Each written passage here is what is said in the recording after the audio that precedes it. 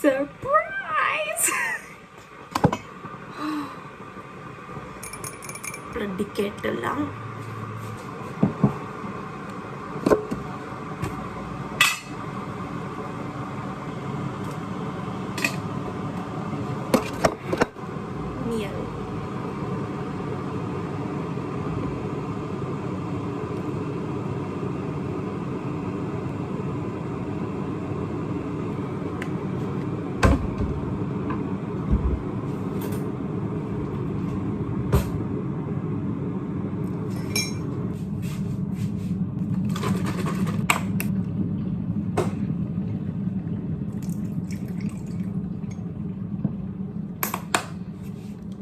I know you might be thinking, what? Milk before the hot water? Yes, to save time. I don't give a shit. I worked as a barista.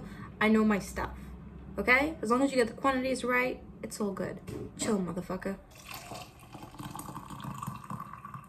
It's about time saving. Efficiency, darling. If any of you worked at a coffee shop before, let me know if you guys know. Like, it's the type of thing where you're making like 5 drinks at one time. Or something like that. And then you're helping the people around you to make like 10 more drinks. Something like that. Some stupid, crazy shit. Anyone in the service industry who has to work fast operates at superhuman levels. So anytime you want to be rude to someone in the service industry, think twice, because you don't know who you're actually messing with. It does something to you, man. Never gonna be the same. That's fine. That's a good thing. I like making my tea in 0.5 seconds. No, I'm kidding. It's not 0.5. It's 0.2. This all is slow-mo. I slowed it down for you guys. I'm actually like really fast. Join me. Hold on. That. Don't mind that. We've like got birthday presents for some people. Yeah. So what I like to do generally in the morning is look like a disheveled pile of, I was gonna say unwanted trash, whatever. So I started making a list yesterday about what I wanted to do today, but typically when I wake up I have the most stupid, sarcastic, ironic pushed man bloody terrifying me. So I like to sip on a cup of tea, and I like to scribble down different things that I want to mention later on in the video in my book. So that's what I'm going to be doing. Please enjoy my footage, and see you in a bit.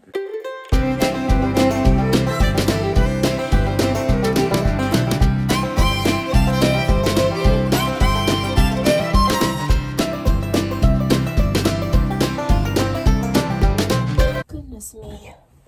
Freezing, and I really look like, has she no sense with ruddy fashion? I just had some amazing lunch. I don't know if the picture saved because my phone died, but it was, oh my god, my mom made this like sandwich. So she finds these random trends on Instagram and she like shares them. We cook for each other sometimes, and what is my, okay, and so it was like egg with bread and avocado and cheese. I was like, oh my god, that's not good.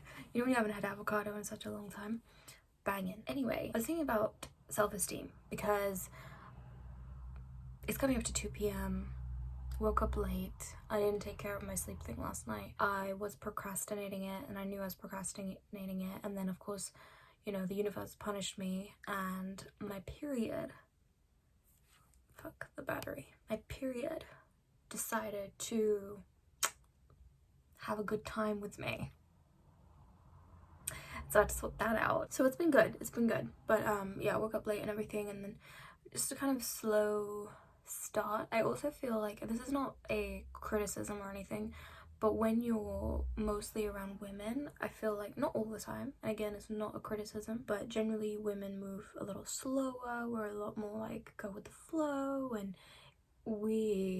because I think we practice presence a lot better than men do typically, it means that we can sometimes lose track of time. And so I was literally in my PJs even still like 5-10 minutes ago, and I was like, I need to change, I have to change. And then I was like, oh, the pants I was wearing yesterday, they were so comfy, you guys. They were so comfy, like the best for when you're on your period, especially when it's freezing outside. Like just these like comfy, they weren't even sweats, they were like, anyway, this is so irrelevant. They were so good, and they were obviously wrecked, so I couldn't wear those. And then I had other leggings, but they were dirty, so I'm wearing my Fabletics ones now, which are like 3 years old, but they're still comfy and they're stretchy. So I was like, yeah. And yeah, my fashion is, you know, honestly appalling. This is all like garke kapre, honestly, at this point, like wrapped in a bloody Minnie Mouse blanket. This is who I am. Like the way you identify me, if not by me, like if you like, this is just in the winter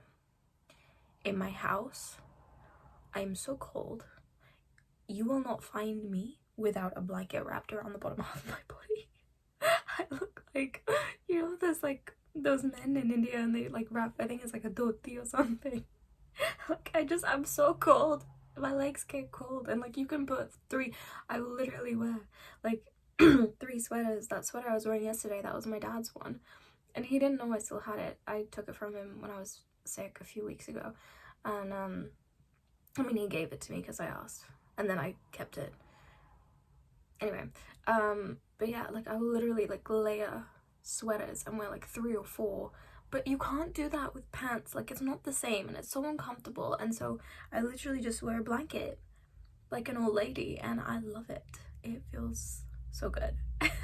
It's slightly impractical if you're trying to like hold things and go places, like you have to, you know, but living my best life. Anyway, so about self-esteem, I was like, no, I need to get dressed, and I'm putting my stuff on, and I'm like, oh, it's cold, I have to take the dressing out off, and I have to brush my hair. But it's like, these things are so important for self-esteem, because I mean, I don't know exactly what the definitions are for self-esteem and for self-confidence and for self-love. I don't know, I don't have it all down, but I do think self-esteem comes from taking care of yourself, and that means that you brush your hair, you brush your teeth. My god, you can tell it's cold because my throat keeps going.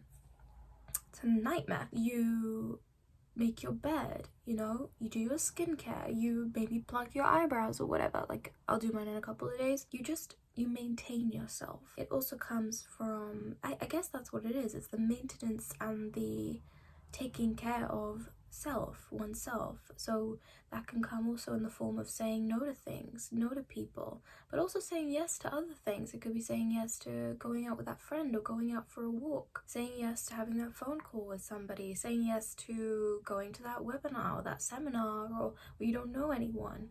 So it's about taking care of yourself and seeing yourself as important. And I think, again, I haven't spent a lot of time thinking about it, but I think so many of us, we are damaged naturally due to a result. I say naturally because trauma happens to like everybody, but a lot of us are damaged from things that happen in our childhood to do with our self-esteem, whether we were bullied or there were other things at play. We don't know how to see ourselves as somebody worth taking care of, because we haven't been treated that way. When people have not spoken loving words to you, or they have not really, or even if they have, when you've experienced a lot of negativity towards yourself at a young age, people have behaved badly with you, whether it be through their words or physically what they've done, it can make you feel like you deserve that. Because at a young age, you don't know how to understand that you have license over your self-concept. That comes with maturity, and that comes with, you know, with age. So you just sort of take on this identity that other people have put onto you, which is that you are not someone worth being loved and taken care of, and you deserve to be neglected. And it takes time to undo that. It takes time to recognize that that's not true. And self-esteem, it doesn't have to come from having a full face of makeup, though that can help some people, absolutely. I mean, I'll say, like, when I put makeup on, sure, I feel more snatched. Makeup doesn't give me my confidence, not at all. I mean, you guys see me on here without makeup. used to work without makeup in a customer facing job. I don't need makeup to feel confident in who I am. And I love that about myself. Who knows, if I got acne sometime in the future, maybe that would change. I don't know. But for now, I'm proud to say that I can feel confident in myself as a person without makeup. But self-esteem comes from just seeing yourself as someone worthy of being taken care of being protected, of being valued, and you're the person that ensures that first and foremost. It's about stepping up and being like, whether people valued me or not, or treated me with respect or not, or loved me in a healthy way or not growing up, I'm going to choose to do that for myself from now on. And I think that's sort of what adulting is in your late teens, early 20s, and I guess even all throughout your 20s. It's about recognizing where perhaps your needs weren't met, or maybe where you just needed a little bit more, or where now you sort of have to take the baton, you know, in a relay race where they pass the thing to the next person who's running, sort of where you take over, I guess, from your parents or your carers or whoever, where you're like, okay, they did this for me up until this point, and now it's my duty to take care of. And it's a learning process, and we all take time. I mean, I think that's also something you learn all throughout your life, where you're like, oh, okay, this is also something else, where it's like, I can learn to be there for myself and take care of myself in a way that perhaps other people can't. It's about being there for you. I think, honestly, it starts with a choice. Some of us do it better than others, and I think that comes from your personality, what you see around you as your examples, also what you grew up with and how you were treated. It doesn't make you better or worse if, you know, depending on where you are, it's just where you are. I think being aware of it, though, is the first step to being able to make your self-esteem better, where you can be like, where am I perhaps not taking care of myself? Where am I damaging myself? You know, whether it be my present self or my future self. If I reflect on my past and what I've done, which is now hurting me in my present, what can I do now to ensure that that doesn't happen again? Because it does hurt. And I think that's how you learn how to take care of yourself. It's sort of learning how to parent yourself. And again, no one gives parents any like tailored handbook on how to take care of each individual child. A lot of the time, the best parents are just trying their best. And so that's all you can do too, which is try your best. Work with what you have, with who you are. Don't try to resist or fight yourself. It's better just to own it and to create spaces for yourself where you can thrive. If you're somebody like, I will never eat a vegetable I will never eat a piece of fruit in my life, like I personally would say, please at least try. That's probably better for you than to not. But okay, if you can't eat fruit, then maybe try get some vegetables in. Or is there another way you can get your fiber in, or another way you can get your vitamins in? So it's about, I know that's a really stupid example, but if you're like, I'm never gonna be good at I'm just not, I'm never gonna be good. I really am just not a gym person. I don't enjoy it. I just can't get into it. But I still want to lose weight, or I still want to be healthy and live an active lifestyle. That's fine. Find another way to make it work. Maybe it means that you walk more places. Maybe it means you bike or like cycle. Maybe it means that you are one of those people that when they're working, they are also on a treadmill. Or you have like one of those steppers. You know what I mean? Or if you can't afford to, you get a dog, or you sign up for a dog walking helping thing and you go and walk local dogs in your area and you get your step count in that way. Or maybe you're just very active around the house, or maybe you just do home workouts, or you go and you work out with friends because you prefer that more, or you do dance class instead so you don't really feel like you have to think about the working out. You know, that's okay. And you just need to find what works for you. Oh, I forgot to mention the jelly thing. Let me quickly I'll tell you about that. Oh yeah, these were some things that I wanted to say that I didn't say. So basically, a few months ago, or like years, I don't know, I bought jelly. I think I was doing some sugar-free thing. I think that's when I got these jelly packs. Anyway, I completely forgot about them. They were in the cupboard. My mum was doing a clear out of said cupboard, and I walk into the kitchen, and there are 2 giant glass bowls of red fucking jelly. And I'm like, what, mum? And she's like, oh yeah, I saw the jelly and I wanted to use it because of the space. And I'm like, okay, do we have ice cream? And she's like, no. Do we have custard? And she's like, no. I'm like, so we're just gonna eat jelly. Some time passes. None of us have eaten this jelly. And Mum's like, come on, what's going on? You guys should eat this. And we just didn't know what to do with it because who the fuck eats jelly? And then it was just so jiggly and mushy, and we were just laughing our heads off. But that's what that clip was. I thought it'd be a good idea for us to just have jelly. Jelly is really weird, like if you actually think about it. But when I was eating it, I really felt like I wanted to be in, you know, in Cloudy with the Johnson meatballs. You know where they have the Jello house? Oh my god. That's how it looked like. So much fun. Anyway, in one of the videos I made like 2 or 3 days ago, I was talking about feeling insecure and having a hard time with that. And the next day, regarding the relationship that I was feeling insecure about, I addressed it and I talked about it because I love and trust this person, and in our relationship we've always valued being honest with each other. And so I just spoke about it, and it wasn't a confrontational thing. It wasn't, I feel insecure and therefore you need to be like this in order to make my insecurity go away. It wasn't a demand, it wasn't anything like that. I basically said that, I'm wondering how much to go into. I'll go into it.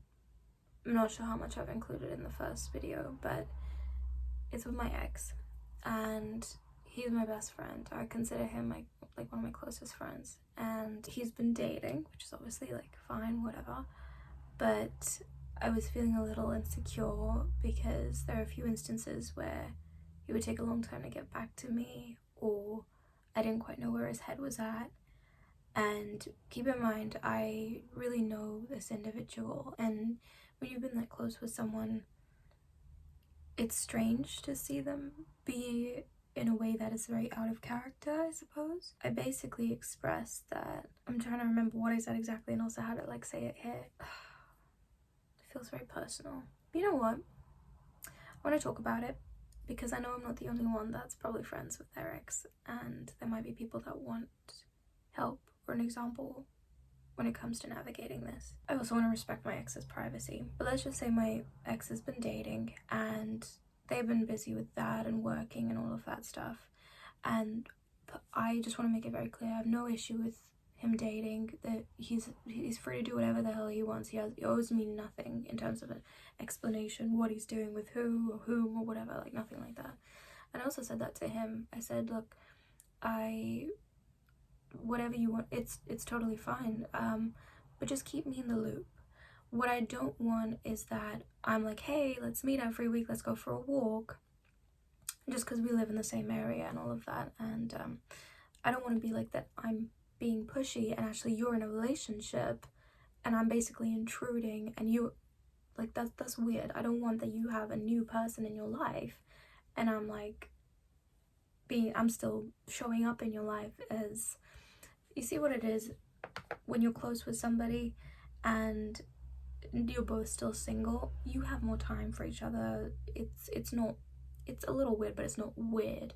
Whereas if one of you is in a relationship, and keep in mind you both have also dated, you have to be respectful of that new person. And I wouldn't want to be here like, hey, what's up, how you doing, and like texting all the time. I mean, not all the time, but like frequently when he's seeing somebody new. I don't want to be disrespectful of that, and I want to be kept in the loop in that sense, and I want him to feel like he can tell me that. And I just expressed that, and I said, look, it's totally chill, I don't care, like whatever. I mean, obviously I care, like I hope that you're okay, but do whatever you want. But obviously if you're really occupied and you know you're dating a lot of people, you think you found the one, great, just let me know, because I don't want to overstep. I don't want to make you feel uncomfortable, like you're obliged to answer to me, and I don't want to, because also it's a matter of priorities, right? If you're both single, you have more time to prioritize each other. But if one of you is in a relationship and say they've found the one, or even if you're not, if you haven't found the one, or you're just dating, if your priority is finding a relationship, I want to be respectful of that, and I want to let you be able to keep that as a priority. I don't want to come in and be like, hey, look at me, and what are you doing, and what's going on with you. I don't want to be that energy.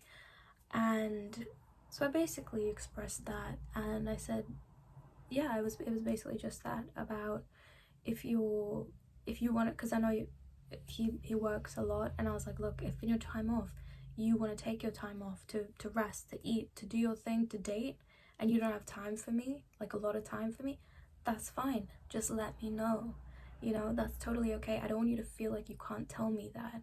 And I just said that, and he met that with a lot of grace, of course, as he always does, because that's who he is. And he was like, okay. And I think that's it's very vulnerable for me to share. Very vulnerable for me to share.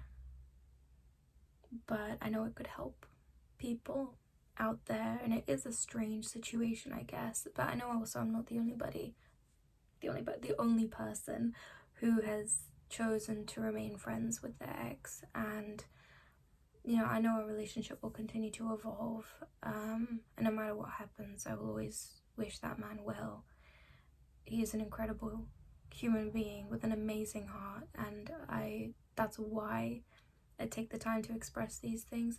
It's why I also worry and get insecure, because I value this relationship and I value this person. But I think it's just better to be open and to communicate. And I wrote here, talk about insecurity with the people that you love and trust. Then it's out in the open and you can be productive about it, because you know where you need more communication.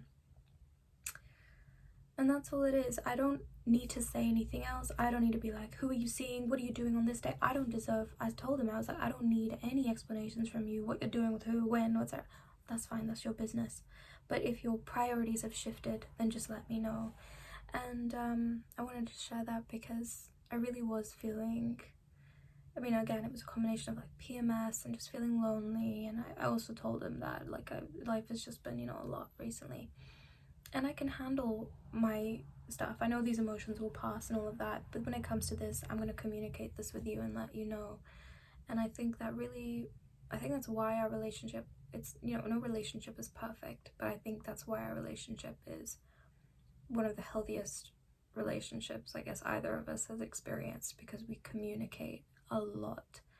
We're very honest with each other, and it's not honest necessarily in the sense of like being mean or being rude. It's just honest about who we are and what we need. And I think although that somewhat existed in our relationship, I think the reason that our relationship ended and has also sustained or like is still here and present and very real for both of us is because we are more comfortable acknowledging who we are and still loving each other despite that and because of that.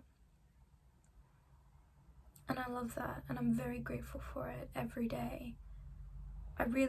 You don't understand, like when I say that this is private and it's special to me, again, it's not, I don't mean in a romantic sense or anything like that. It's just, I always feel very lucky to have people in my life that love and care about me, because I know not just one day when I'm an old lady, but one day when I'm an old lady, I mean, I've seen how lonely it can be for the elderly, and not just the elderly, but how lonely life can be. And if you have people, genuine people in your life, even if it's complicated, even if other people look at it and judge it and be like, how can you be friends with your ex, or how can you, that doesn't make sense, your relationship doesn't make sense to me, so how can it actually be legit? It must not actually be like that, you know, whatever, fuck off if that's what you think, okay, cool. But to have people in your life that genuinely love you and genuinely want to show up for you and genuinely want to be there for you is such a big thing. And I want to be a person like that in people's lives, and anybody in my life who is like that, I'm always incredibly grateful. It's not something to be taken for granted. It's not, oh, whatever, and you know, I'll just find a replacement if X, Y, Z. No, I'm so grateful for this person's contribution. And I don't just mean my ex, I mean my family members. I mean anybody else that I have made family outside of family. They really, truly hold a place in my heart. And again, you know, it was one of the reasons I was saying this was because I said, look, even if your future girlfriend was like, look, the fact that you're friends with your ex makes me uncomfortable, you gotta pick. And it was one of those movie moments. If it made him happy, I would remove myself from his life. I genuinely would, because I want the best for him and I want him to be happy. That is how much I love that human being. That if his partner, his future wife or whatever was like, look, I don't feel comfortable with her being so close here, or you guys being so close, you have to pick, it's her or me. I would, if choosing her made him happy, if she was the one and he wanted to do life with her and that's it, I would remove myself. Because I want that for him. That's the reason I feel so vulnerable talking about a relationship, because it's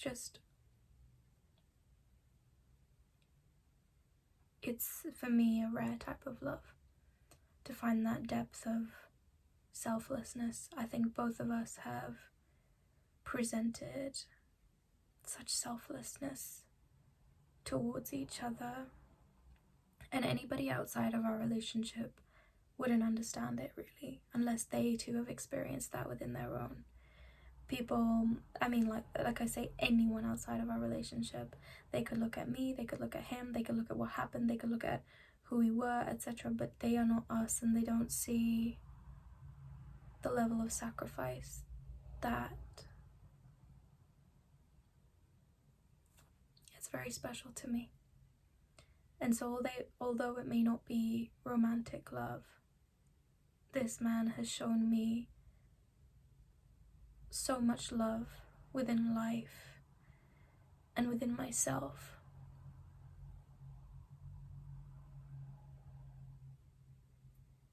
That the least I can do is just be honest and communicate, you know?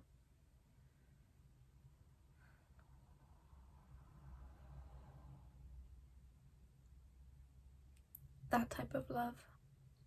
I wish that for everyone. Everyone. It's the type of love where you're seen. Someone sees you and they don't ask you to be anything less or more than who you are. If they ask you to change, it's only for your own betterment. But they see you as you are, and they appreciate your existence. You being you is enough. And they choose to spend time with you and do life with you, and it's never a waste of time, it's never a chore.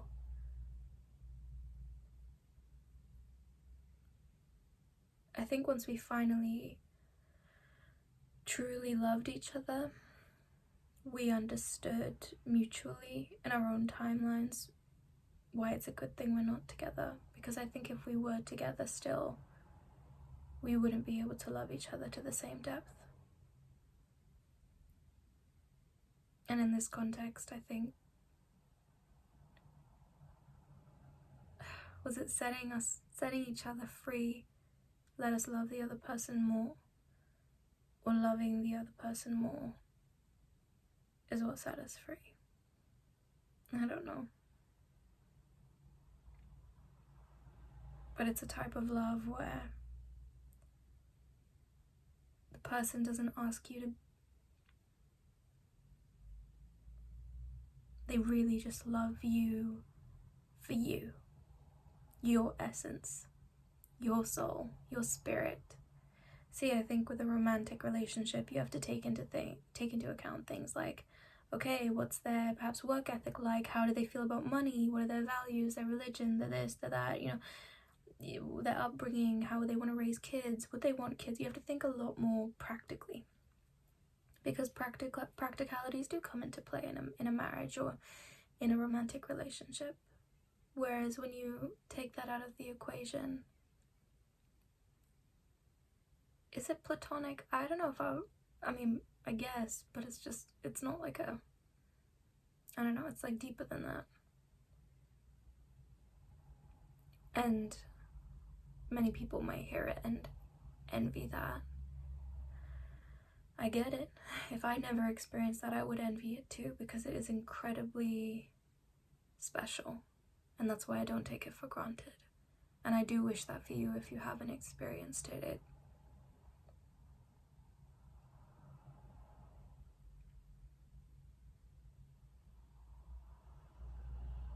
It's one of those things where it's like, I mean, I would still love to experience like more romantic love and everything, but that is the type of love that makes you feel warm and safe and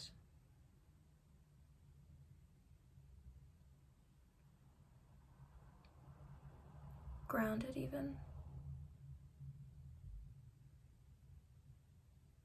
It's truly selfless. It doesn't come without hurt or human tendencies, like, like mucking up, putting your foot in it, being jealous or insecure. It doesn't come without that. It's just that the foundation is truly wanting the best for each other. And that's so special. And I really, really wish that for everybody. A non-selfish love. Whether it be from one person or from all of your friends. Anyway, the third thing I wanted to say to finish off this segment was I'm excited about my edits so far. I've been getting creative and having fun with it. So I was up late last night and I was just going through and editing bits and bobs. I now need to go through and edit these sort of segments here. Obviously it's not perfect, it's not incredible. I have a long way to go and a lot to learn, and I'm very excited for it. And we're now midway through October. I've got 2.5 months to keep working on this, and I'm absolutely thrilled that this is my reality, and I feel so lucky. Quickly to go through the agenda for today and what I will be trying to get some b-roll of. I need to do some editing, some chores. I actually really want to study some Spanish. There was this, I think it was with Babbel, I wanted to get a membership. They don't do a monthly payment, like you have to pay a one-off, I think, for the whole year, which is like for me 500 and something, which I don't have even £5 on my bank account, so that's just not gonna happen. But yeah, I'm going to do some Spanish from my textbook. It feels so ridiculous, but it's also very exciting. It feels ridiculous because I'm not in uni. No one is asking me to study. No one. What? It's so surreal. But it's exciting too. I feel abundant. I feel very abundant. I think anyone would, in a way, like given where I'm at. I am so lucky. I'm so lucky. I don't want anyone to watch me and think that I don't realize that. I really am. It might be freezing in the house, but I'm in a house. I'm in a house where I'm safe. I have my family. I have time. No one's holding a gun to my head, really, aside from me, to, get my shit sorted out and everything, but no one. It's the first time in a long time where I haven't felt like this insane pressure in my head. For many years, I didn't realize it, probably like 3-4 years, I felt this block here, and this happens to us. We do this, and then sickness comes out later. I didn't realize it because I became so used to it, but there was a block. over here. I could only breathe up until a certain point, or there was just tension. And I think it was something to do with the throat chakra, but after I started speaking my truth a bit more, after I started speaking up, after I started being honest about the fact that I needed help, I felt this sort of relief here, and I was like, oh my god, what was that? Because I'd been feeling, I didn't even notice, it's like background, it's like white noise. If it became like that, and I had been tense here for years. Then it got worse. My head, all here, I would feel tension, but again, I didn't pay attention to it. I didn't pay attention to the tension, because I would always distract myself, but it was always there. And similarly, I don't think I've spoken about this yet in this series, but nowadays I distract myself because if I stop and I actually get present, the pain is now in my heart. Like if I sat here and meditated for like 30 seconds even, my awareness would bring my attention here, because that's what happens. If I go to bed without my phone and I'm waiting to fall asleep effectively, I mean, it's not like I'm just like, okay, sleep, come get me. It's not like that, but like, you know, you're lying in the dark or whatever. I feel it. I actually feel pain in my heart. And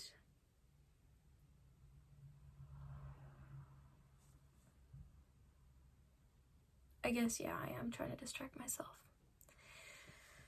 Maybe I should take more time to feel it, but I think if I do, then I'll just cry. It's not as bad now, but yeah, I don't like to do that. But the pain and the tension in my head is gone. It's really weird. Anyway, time to go, time to edit, and I will see you on the other side. Just a bloody mess everywhere.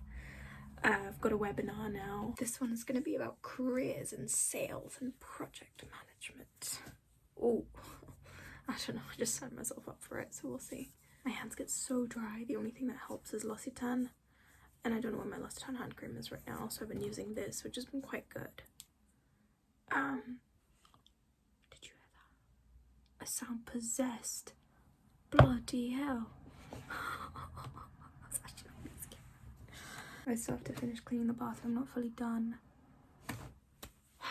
Hello, is anybody there?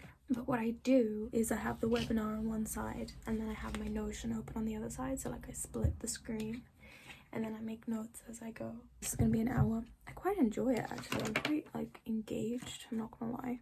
Quite an engaged learner. Oh my god. One of my colleagues, she was telling me that her son is in music and I should Google him. I said I'd check him out, and yeah, because you know there are people, right, and I didn't think this from the get-go, but you never know, like there are people that'll be like, oh my god, my child's this, and then they'll like tell you, and then, you know, it's a little like underwhelming, but like this person has a whole like, they have a whole, you know, when you Google someone and their name and everything comes up. Very cool. Come on, webinar. I'm on time, bitch. It's fine. It's fine. It's just like I could be cleaning the bath right now. Ben Moriarty. I should ever finish Sherlock. Oh, I just want to eat and get to things that my mom is making Bhaji. If you don't know what Bhaji is, you're missing out. How do you spell it? Am I saying it wrong? Bhaji? I thought it was Bao. Okay, Bhaji. I can't believe I'm doing this. I'm waiting for my bloody webinar. Bhaji is an Indian fast food. Can you hear that? I'm half demon right now. Is an Indian fast food consisting of a thick, spicy vegetable gravy. Why do they make it sound like that? It sounds so gross when you put it like that. Served with soft dinner rolls. In Hindi and Marathi, the word pav means, I guess, pav bhaji. Maybe that's why in my head it sounds like pav bhaji. Oh. Mama! Mom? Oh, let's go later. In Hindi and Marathi, the word pav means bread roll or dinner roll, and bhaji means a vegetable dish. Originated in Mumbai as a light and quick meal option for the textile workers, this Mumbai's most iconic street food became hugely popular across India. We'll find this everywhere from upscale restaurants to school, college canteens, and street-side pushcarts in India. Even more, you find it in every Indian restaurant abroad. But it is said that you get the best pav bhaji in Mumbai. Oh, it's so good, it's so good, it's so good, it's so good, it's so good, it's so good. Are yaar, tum kahan ho? Should I like leave and come back in?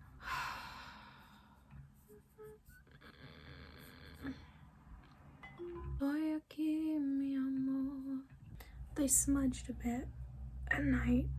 Why do I keep sounding possessed? I'm waiting for my webinar. I wanted to get B-roll for you guys because I don't like getting someone needs to sage me. We're just like waiting and it's been 10 minutes. I'm mostly done my chores. The walk's not gonna happen. I'm gonna scribble it off. It's also because I'm on my period. I'm just like, everyone leave me alone. Let me be a little turmeric. Someone's just written in the chat, hello. Someone said has started.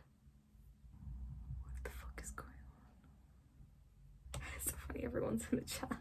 Oh god, I guess we're waiting. Honestly, none of us have any idea what's going on. I'm checking my emails. It's been like nearly 20 minutes. This was meant to start 20 minutes ago. I hope that the person running it is okay and alive. Genuinely, I do. For them, for their sake. Bitch! I actually wanted to know. This is so rude.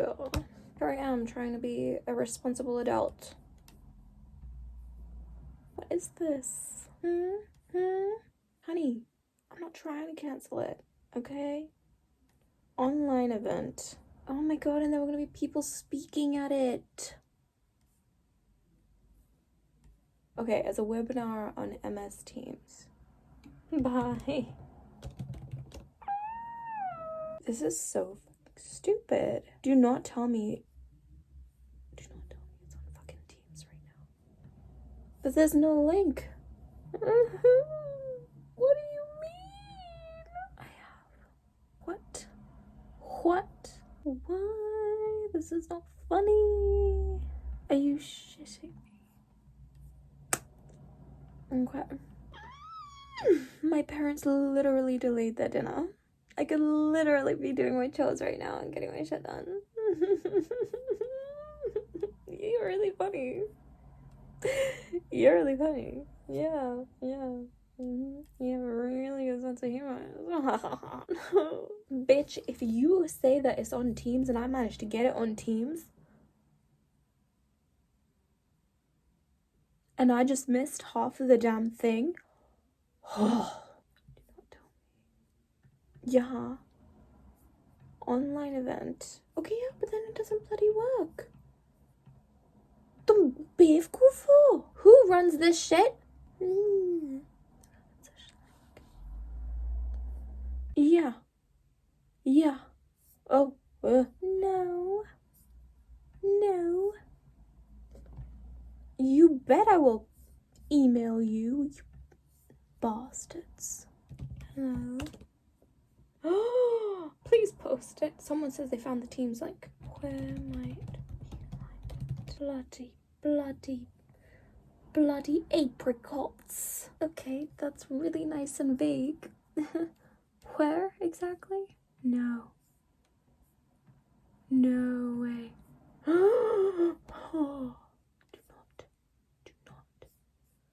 not. What people don't like is when you make the same mistake over and over again. If you do that, then, there's a problem there. But you can't learn by doing the same thing correct every single time because what you're learning, you're just doing what you already know. So failing is important to move forward, in my opinion. Yeah, absolutely. Thank you so much for sharing all of that, Toby. If you do have questions, one of them in the chat. Because I'm going to move over to you, Ben. That's fine. I'm sweating. Fuck my life. I kind of push every every single project that has to do kind of amounts to, usually I'm assigned to approximately 100 projects at a time. There are obviously a gap in the race week. So if any of you are fan of tens of millions, usually come from places like Premier League, or just kind of have to keep an eye on the Formula One job. Okay, so I know it's a bit bright. Bear with me. So this morning I thought I'd give a moisturizing shot. I don't normally, because I moisturize in my bedroom because keeping all my stuff there is just like so impractical. But I thought it'd be aesthetic. Anyway, lip balm, of course, because can't forget about that. Also, does anyone else have a problem with their duvet? Like, it bunches at the bottom. Mine, it's so frustrating. Like, I don't have those little like tag thingies or hook thingies, you know what I mean, on the inside. And so like my duvet just bunches and I had to sort that out, but it's fine. It's all good. It's all good. We sorted it. But I have to, yeah, anyway. The other thing, iconic Gary. Isn't he cute? I really love him, you know, especially during exams. You know, when you're like studying and stuff, and you want different places to study and different places to sit when you're writing. Oh my god, he's so helpful. Like when I have to write my essays, it's like the perfect place. I just put my head on one side and like, it's so comfy. It's so comfy. Oh, Gary's my teddy bear, by the way, if you haven't watched my other videos. Gary is the name of my teddy bear. Yeah, I showed a nice little real skin shot. Like obviously you see here, you can't see much. You can see like this, I guess, some scarring. But it's different in daylight, and I don't have an issue really with showing that. And body positivity, you know, like and skin positivity and stuff. My version of that, look, if my skin be gorgeous and like I feel like packing makeup on as well one day, I will do that. And I will put I won't Photoshop really, I'm not really into that. But I'll put that out there and I'll look smoking hot. But the next day if I want to post something without makeup, then I'll do that too. I'm just kind of like, I know people are going to receive me better when I have makeup on. I know that. But I don't feel the need to go out there with makeup on all the time. And I don't feel the need to be perfect all the time. I can't be bothered. But yeah, I just know for a lot of people, seeing real skin can make them feel better. And I know for me, obviously, there's many things when I see women post their skin perfections and their roles and things like that. It makes me feel a lot more confident in myself too. So I just figured, why not? You know, my skin is my skin. I have the time, the daylight is out. Why not show a shot? So I did. And I hope that helps some people maybe to not feel so alone. I wrote here, never forget to normalize normal skin. Think about that. The fact that we have to normalize normal skin. And if you have to normalize something, it brings the question of what is the current norm then? The current norm is seeing airbrushed, unattainable perfection, which is honestly quite hilarious. Me trying to be a vlogger, lol. I don't know what I meant by that. I guess I was trying to be aesthetic and like do like the different shots. I need to edit this. I haven't had the chance. For my to-do list, I would say today I've been alright. I'm not super pleased about today, if I'm honest. Do I feel steadier? Do I feel glowier? I feel steadier. We're calling today day 5. And I've calculated there are about 10 days, I guess. But not really, because the first episode was filmed on Friday night. And then Saturday, Sunday, Friday night, okay, and then Saturday, Sunday don't really count as full days because I was working. So effectively it's just day 2. But I'm gonna call it day 5 now, I suppose, because it is the 5th day I've spent with this intention. So I guess you could say it's a midway check-in. I'd say I feel steadier because I have a lot of consistency. I have consistency with this setup, the fact that I edit every day. So yeah, I definitely feel more, was it stable? What were the words I said? What was the goal? Steady. Glowy? I don't know about glowy. I think glowy would come from exercising and dancing. I could be doing more for the glowy side of things, for sure. But that's okay. That's okay. I think what I need to note then, given that, is there is a need. I'm just going to say steady equals discipline.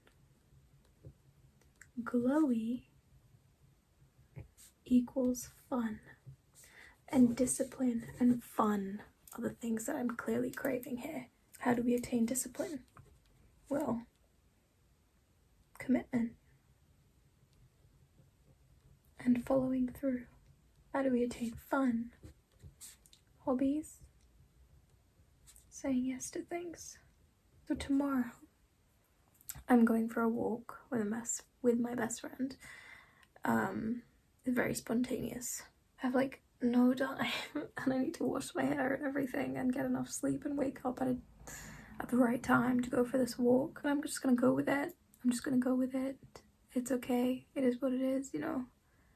It'll be good actually as well, because it forces me to get to bed and sleep.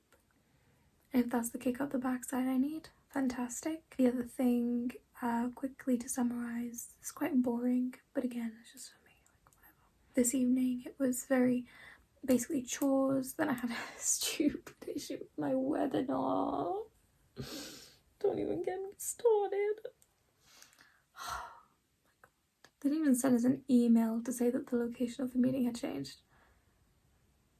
It was so funny. Oh god. Anyway, there I am, just like that, and everyone can see me on this meeting. So, so glorious. It's so good. So yeah, I was mostly just cleaning, and then I spent some time with my parents and my mom, and we were talking about some stuff. She needed my help with something, and then I ended up doing the kitchen after dinner. So it's just like other things sort of got in the way, and it is what it is. So what I'm gonna do now, I'm thinking of my future self, which is my tomorrow morning self, and I don't want her to be, well, not waking up on time, nor do I want her to be completely exhausted. So I'm gonna go and shower now and wash my hair, and then gonna come out, maybe watch one YouTube video and get the fuck to bed. And tomorrow I'll of course bring you along on the walk. It'll be good as well. Get out the house. I think it's very important that I finally do that. What I didn't do is enough editing, reading, or any Spanish study. And that does make me feel a bit sad. When it comes to discipline, that extends into, I suppose, physical habits. This could be exercise, walking, hygiene, and then intellectual. I think also I need to call my friends.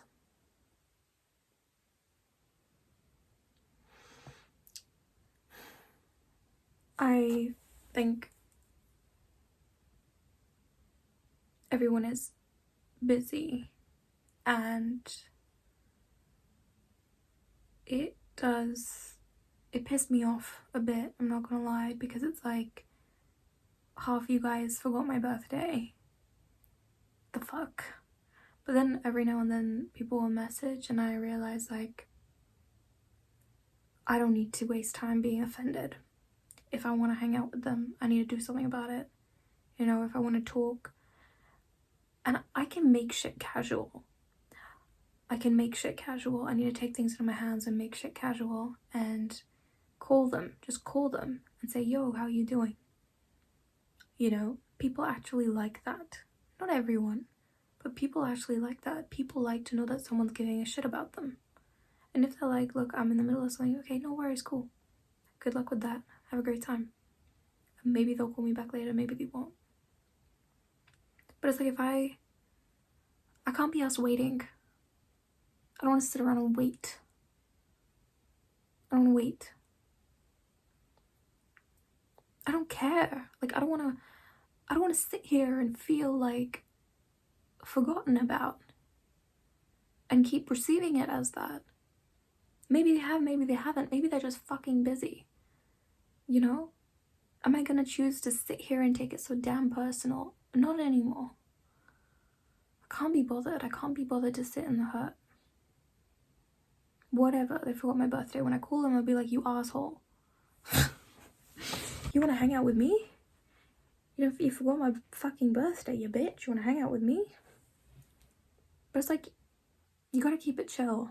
And I'm gonna learn to keep it chill. You gotta keep talking to people. You gotta interact with people. Nobody is perfect. Nobody's perfect. I don't want to ask people for anything that they don't want to give. You know? Just be like, yo, how's it going? If they reciprocate, can I not talk? If they reciprocate, great.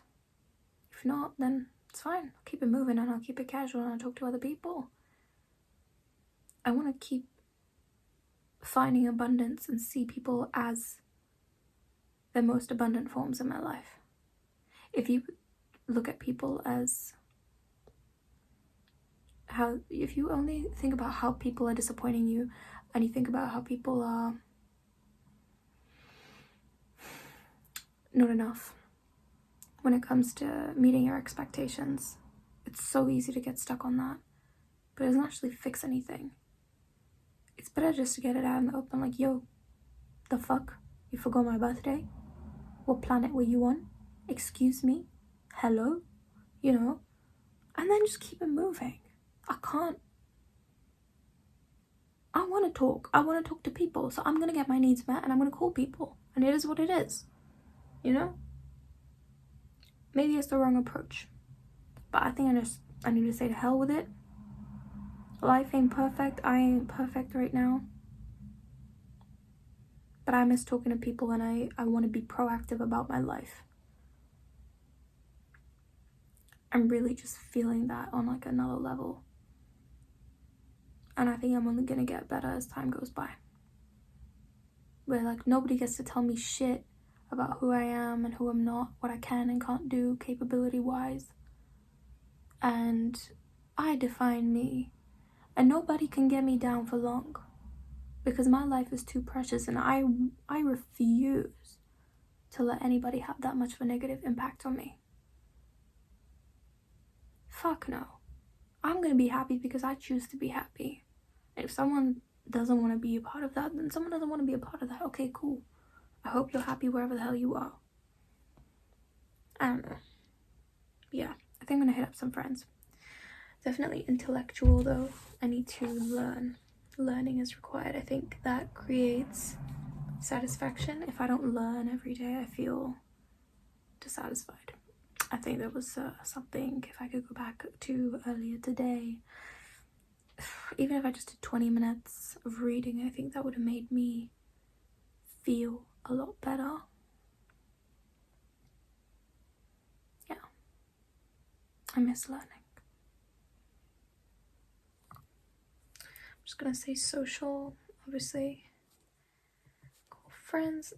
As for learning, I think what I need is gym, learning, YouTube, social.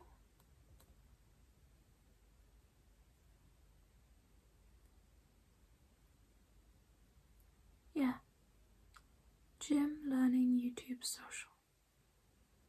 These are the needs I need to satisfy. I have to exercise. I need to take care of these things. Gym, learning, YouTube, social equals happiest life. Obviously health and healthy family, safety. Okay, so given that, and it's 10:53, I'm gonna take this video, I'm gonna plonk it onto my computer and it's shitty quality. Look at my hair. Look at this mess. I need to go wash it. I'm very proud of the bathroom.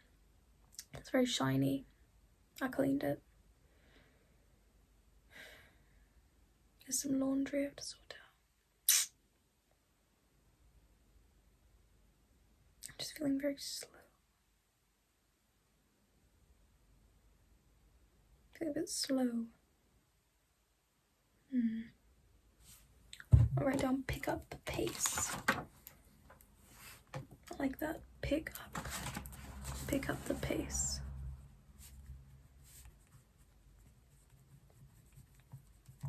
Time crunch.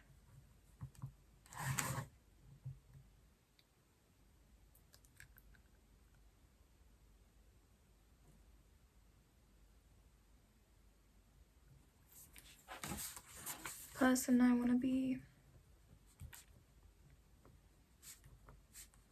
for full-time work, more disciplined. Actual YouTuber, have money, sleep schedule, speak better Spanish,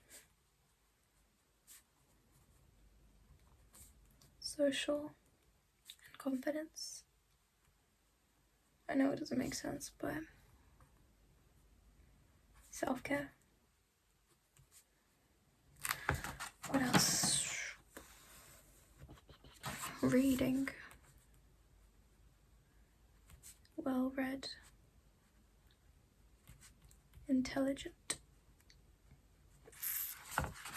Anything else? I'm just scribbling shit at this point.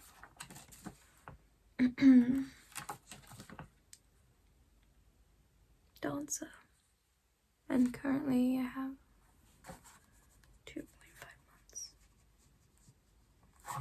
So if I break it down, I'm just going to distinguish. This is going to be really quick. Okay, I'm going to write it down. Seeing as one of my goals is sleep, I ought to go. Nice and boring. I like to bring you guys a bit more. For you guys, I like to bring a little bit more interesting content. So, but at the same time, I like that it's boring because it makes me confront myself. I can't run from my reality. I can't run from the fact that my goals are my goals. And every day, if I have to sit here with this crazy hair and talk about how the day went, what I achieved, what I didn't, and with honesty as well, it makes me constantly sort of problem solve and think, remind myself again of what my goals are, how I'm doing. I'm constantly tracking, and every day I'm faced with the evidence of that tracking when I edit. And I can reflect on my why, and I can reflect on if I'm making enough progress, because I'm literally facing it every single day. Maybe imposter syndrome. But like imposter syndrome without being in the environment that would typically create imposter syndrome. You know, normally you're in a thing and you're like, oh, me, no, I don't know, dude. Like you're in the environment, and then as a result of that, you feel the imposter syndrome. I didn't realize this tripod could extend so much, by the way. It's pretty cool. No, it's not even that. It's just, you know, when you see yourself a certain way and you're on your way up, I guess you could say, to what you would describe as your dream or your vision for yourself. And the thing that you perceive to be your strength and your purpose, you really wonder if you are as effective as you think you are. And if you really are worthy of believing in, and like, if you really are as great as you think you could be, or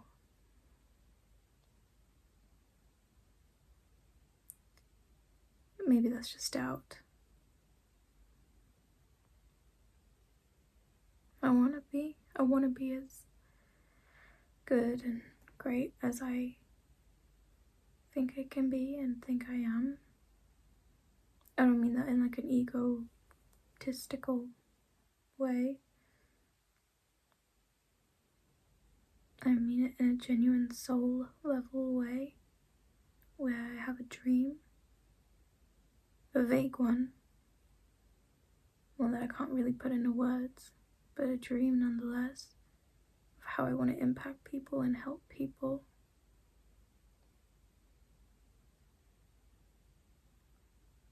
I guess to give a bit more detail,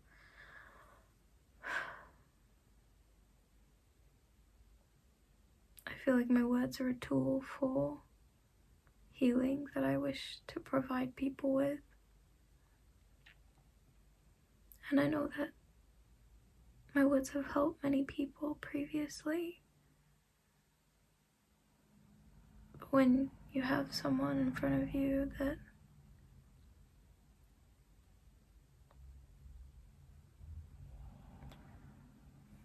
I guess I just wonder if my words really do make a difference. And I really want them to. I pray that they do in the best way possible. Always. That's all I've got. It's the type of thing I heard Russ say it once, I think it was him, in a Jay Shetty podcast, where he was saying, like, how he feels the music he creates isn't really his so much as it is, like, I think God, or he said something, was working through him. He's just the messenger. And I think that's when you know you're in purpose. It's like you enter the state of flow. You're just delivering the message with your own sort of flair, flavor, twist on it.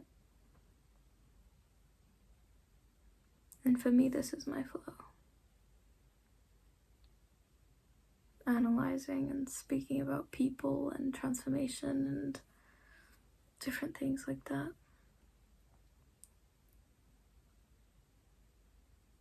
And when you see somebody in front of you, I suppose, I call it my work, which is funny.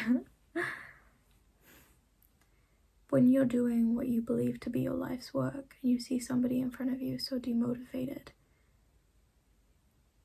and you pour your heart into it because that's just who you are and it's just what you do, and you don't know if it's enough, it makes you question yourself. I never want to get cocky with it, of course. But I also want to have confidence that I really and truly can help many, many people. Otherwise, what am I here for? I can't exist just for myself. Maybe on some level it is incredibly selfish. The deep need to want to be there for people and not being able to validate my existence without people needing me. Maybe that is selfish.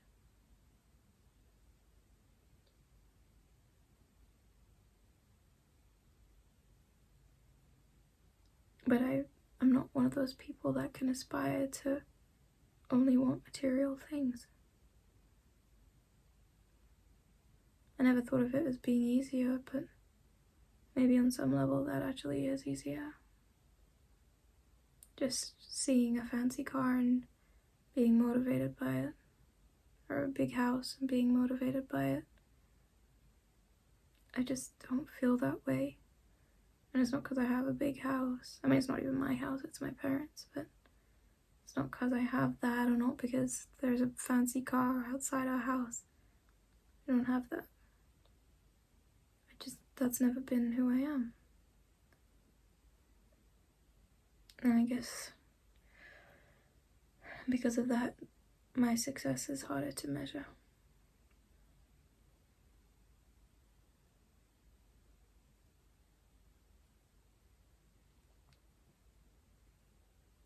By other people and by myself.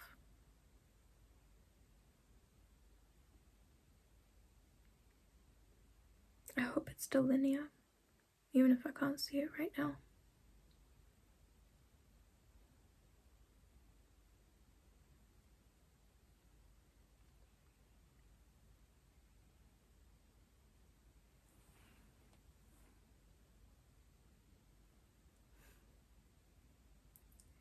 I just had this sort of voice in my head that was like, what if this is all a mistake? Like, what if I'm not meant to do this and I'm wasting my time and I should just be... It's so funny. I try to think about my life as a normal life for a second. I think about aspiring to a 9-to-5, not being online or known, not having the fantasies / dreams that I have, and I can't comprehend it. I can imagine it if I try and sort of try and make it fit, but it feels a little forced and not natural. It would be funny if I ended up doing that, but it's not something I would select. Not to reject it, but not that I'm trying to reject it, but just that it doesn't resonate with me. There are some things you just can't explain, and this is one of them for me.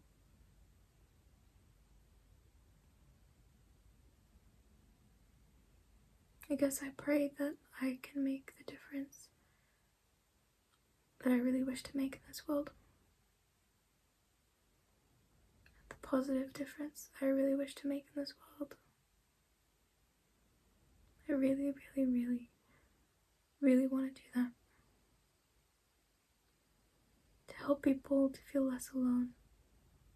To make them feel included, safe, wanted, loved, excited to be alive, even if everything is falling to pieces and highly imperfect. Forgiven. Heard.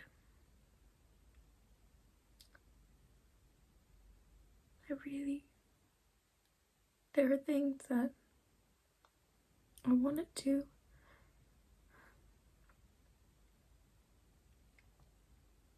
I really, really, really want to.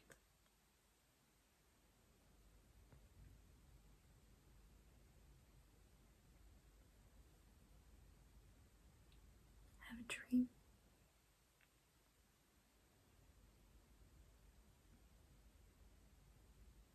I have a dream. Look at me pretending to be Martin Luther King. I could never. But I do have a dream. And I didn't have one for a really long time. I didn't have any sense of purpose. Nothing. And there is something that I want to do. And I really want to make it happen. And it means so much to me.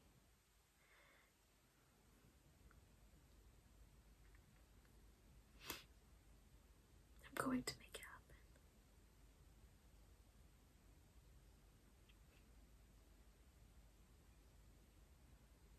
No matter how much I doubt myself at times, no matter how much weird imposter syndrome I might feel,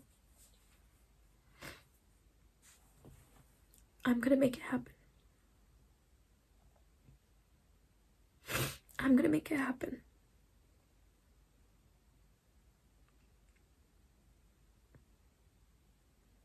I've decided. I'm gonna do it.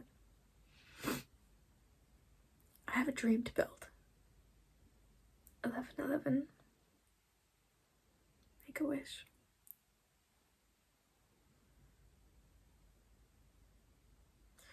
I am going to do it. I'm gonna make it happen. That dream that I have is going to come true, and I'm gonna make it happen. And this is my story. And this is where I'm starting. And one day, I'm gonna look back and I'm gonna be like, you fucking did it. And one day my kids are gonna see this and they're gonna be like, she was insane, but mad respect. And one day my parents are gonna see this and be like, what the fuck? She was up in her room vlogging that whole time. We had no idea. Well, I won't say what the fuck, but they'll certainly be too tired to be surprised at that point. But hopefully proud.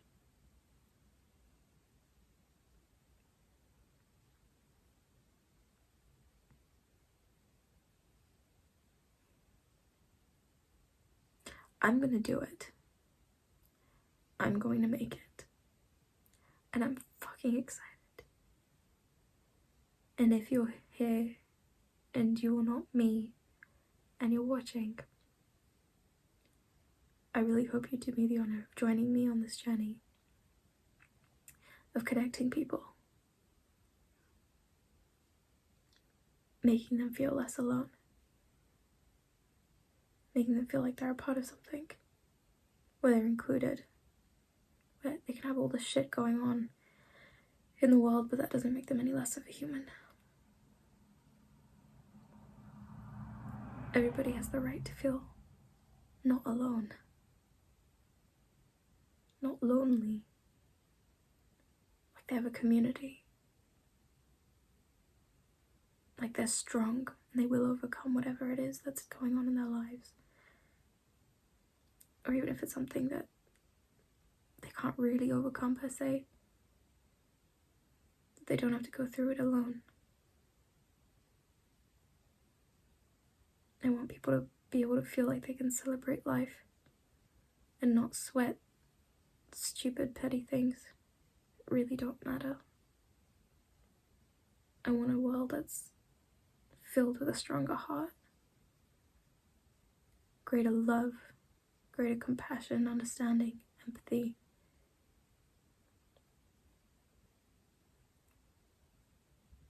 I want to create that change in what I do.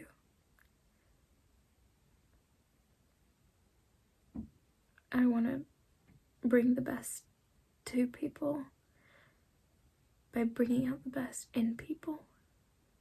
But that starts with me first. I'm Project Zero, if you will, the foundation. I need to take care of me and pour into me and my cup first. But there's a lot that I want to do, and I really hope that you'll be a part of that.